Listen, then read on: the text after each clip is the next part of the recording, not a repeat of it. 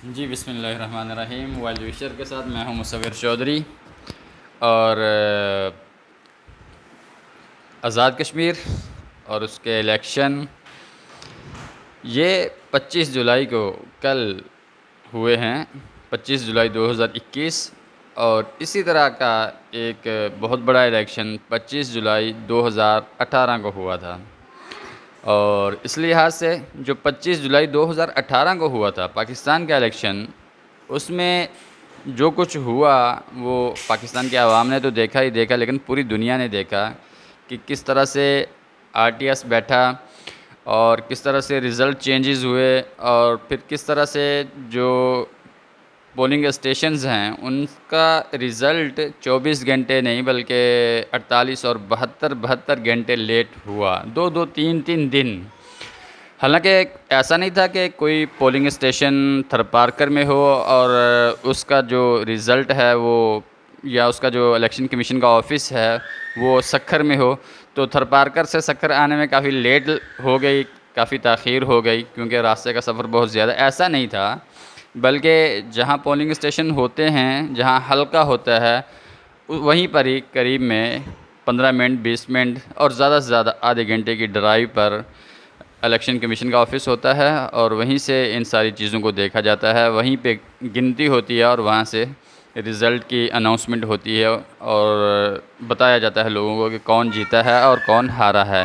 लेकिन आप देखें कि 2018 के इलेक्शन में ये सारा सिलसिला जो है वो 24 घंटे लेट हुआ, फिर 48 घंटे लेट हुआ और फिर 72 घंटे तक लेट होगा। और फिर एक वक्त आया, कहा गया कि आरटीएस बैठ गया है, लोड बहुत ज़्यादा था। तो अगर इस तरह के ही इंतखाबात होते रहे इस मुल्क के अंदर, तो फिर तो आवाम की राय को मुकद्दम नहीं रखा जाएगा। तो यही आवाम के पास 4 साल 5 साल के बाद एक मौका होता है, एक अपॉर्चुनिटी होती है कि वो अपने अच्छाई का या अपनी मोहब्बत का या अपने गुस्से का इजहार करें अपने वोट की पर्ची के ज़रिए से। और अपने वोट की पर्ची के ज़रिए से वो इजहार करते हैं, किसी के ख़िलाफ़ करते हैं, किसी के हक़ में करते हैं। अगर हम उस पर्ची पर जो 5 साल के बाद आवाम को ये छोटा सा हम हक़ देते हैं, अगर उस पर्ची का रिज़ल्ट ही तब्दील कर दिया जाए तो फिर बेचारे आवाम कहाँ जाएंगे, फिर उनका गुस्सा या उनका इत्तेफाक या इख्तिलाफ़ वो कहाँ रहेगा। और फिर ज़ाहिर है जब पर्ची का एहतराम नहीं होगा, वोट को इज़्ज़त नहीं दी जाएगी, तो फिर आवाम कुछ और सोचने पर मजबूर हो जाते हैं। तो इस लिहाज से 25 जुलाई 2018 का इलेक्शन पाकिस्तान ने देखा, पाकिस्तान के अवाम ने देखा और पूरी दुनिया ने देखा। कहा यह जा रहा था कि 25 जुलाई 2021 का इलेक्शन जो कश्मीर में होने जा रहा था, उसमें सब न्यूट्रल हो गए हैं और बड़े बड़े तबादले हो गए हैं। और जो लोग इलेक्शन में धांधली के लिए इन्वॉल्व पाए गए हैं उनको जो है वो हो जाएगा, उनका कोर्ट मार्शल होगा। यहाँ तक की खबरें आई हैं और तबादले हो गए हैं और ये है वो है, और सब चीज़ें जो है वो न्यूट्रल हो गई हैं। लेकिन यहाँ पर बात तो फिर वही है। अब भी कल 5 बजे पोलिंग स्टेशन जो है वो बंद हो गए, और उसके बाद अब सुबह के 9 बज रहे हैं और 9 बजे तक जो है वो छोटे से कश्मीर में, जहाँ पे टर्न आउट भी और वोट्स भी बहुत कम होते हैं, 5000 6000 2000 1000 इस तरह के वोट्स होते हैं, और यहाँ पे इतने वोटों से लोग जीत जाते हैं। वहाँ पर देखेंगे अभी तक तहरीक इंसाफ के बारे में ये कहा जा रहा है कि 19 नशिस्तों पर कामयाब हुई है और पीपल्स पार्टी और नून लीग 4 नशिस्तों पर कामयाब हुई हैं। टोटल ये 27 नशिस्तें हैं, और बाकी जो अभी नशिस्तें रहती हैं कमोबेश 20 के करीब, 18-20, उनका रिज़ल्ट अभी तक नहीं आया। तो जहाँ 4-5 हज़ार वोट जो एक घंटे में बंदा गिन सकता है, तो वो अगर नहीं गिने जा रहे या उनमें कोई प्रॉब्लम आ रहा है, कोई मसला आ रहा है, तो फिर इसका मतलब ये है कि आवाम की राय को मुक़द्दम नहीं रखा जा रहा, और ये एक बहुत ख़तरनाक ट्रेंड है। और कल जो वहाँ पे हुआ है, जिस तरह एक पीएमएलएन के रहनुमा ने ये कहा कि हमारे कैंप्स को उखाड़ दिया गया है और हमें जो है वो दूसरों के साथ बराबरी का मौका नहीं मिल रहा इलेक्शन के लिए, तो क्या फिर हम भारत से मदद हासिल करें, क्या करें?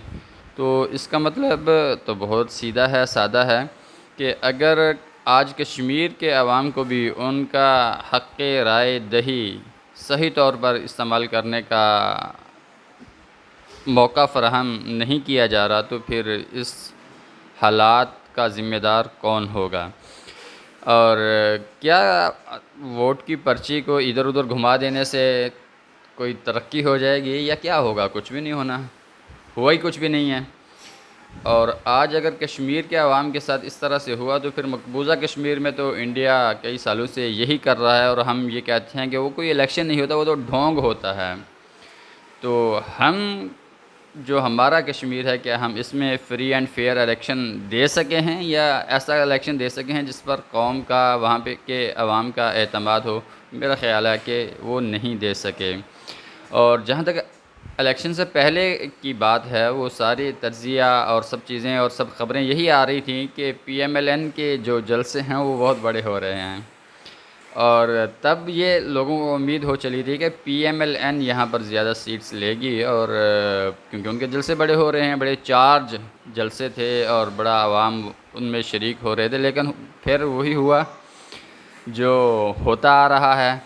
और मज़े की बात यह है कि देखें, किसी के कान पर जूं तक नहीं रेंग रही, और किसी को इस चीज़ का कोई एहसास ही नहीं है कि यार हम इस मुल्क के साथ, इस आवाम के साथ क्या कर रहे हैं।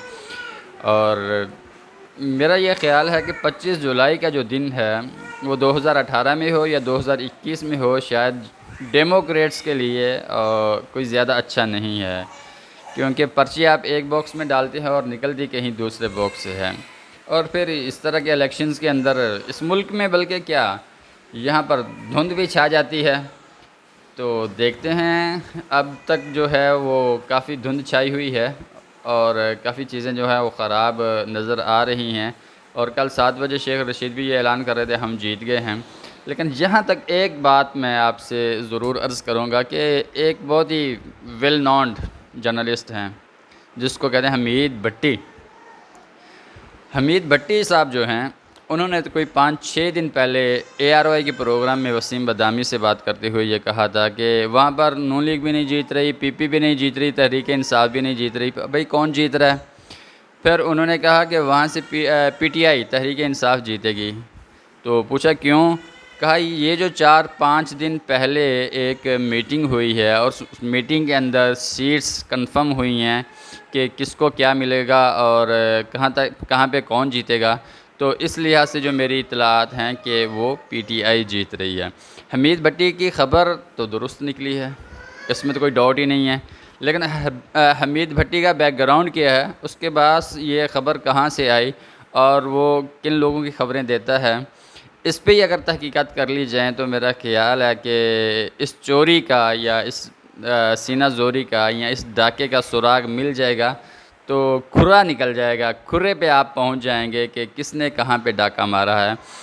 तो इस लिहाज से आप देखें कि ये बड़ा ही अलार्मिंग सिचुएशन है कि अगर कश्मीर के अवाम भी यही समझें कि हमें भी दबाया जा रहा है, दबाव में रखा जा रहा है, और हमें भी अपना हक़ इस्तेमाल करने की सही तौर पर इजाज़त नहीं दी जा रही और 2 नंबरी की जा रही है, तो मेरा ख़्याल है ये पाकिस्तान के लिए बहुत ही ज़्यादा नुकसानदेह होगा। देखते हैं कि आगे चलकर क्या होता है। 9 बजे हैं और तकरीबन ऐसे समझें कि आप 30 घंटे हो चुके हैं पोलिंग ख़त्म हुए, लेकिन अभी तक तमाम पोलिंग स्टेशंस का रिज़ल्ट नहीं आया। धुंध छाई हुई है।